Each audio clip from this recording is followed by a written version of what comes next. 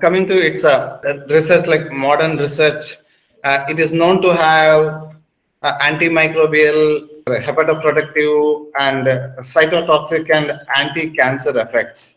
So probably in the hepatoprotective, because it acts on Ranjak Pitta and enables rasa conversion into Rakta Dhatu, there it is used, sir. See, they already know that how this Chitraka works and what are the area of its functioning.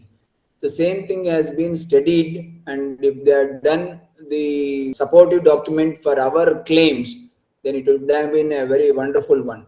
But if you go through that research, you can see that they have used the extract of the leaves of leadwort, or even the some aerial part or stem of the leadwort, something like that. But Ayurveda, we use its roots very specifically, where the Veerya is present according to Ayurveda is its roots.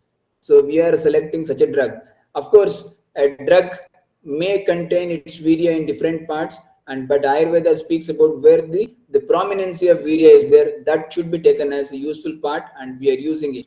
Anyhow, the documentation, this methodology, what they have done, it is supporting our claims that plant has that activity.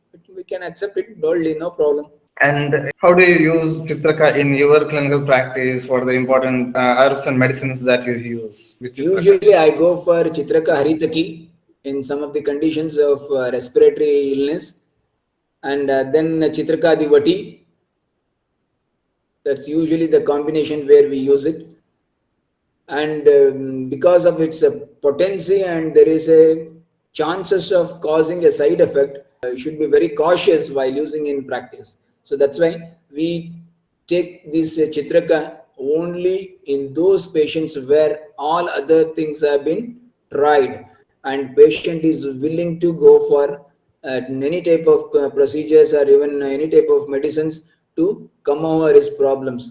Because somebody is suffering from shushkarsha since so many years and he has taken so many medicines, then if I try on him something like the Chitraka containing material, then he readily takes it.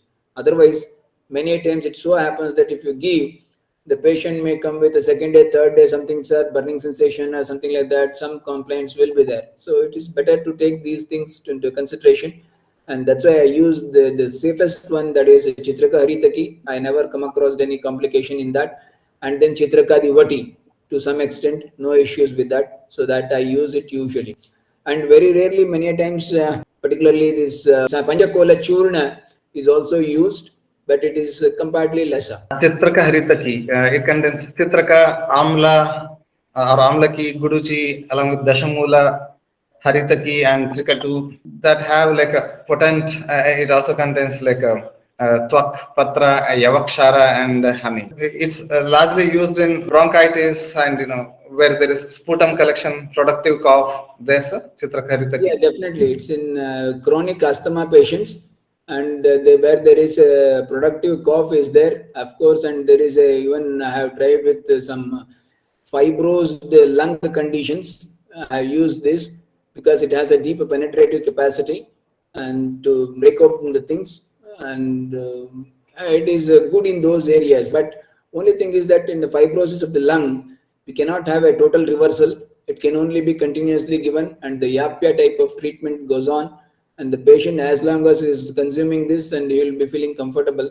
But once he stops, once again there may be certain discomfort may follow.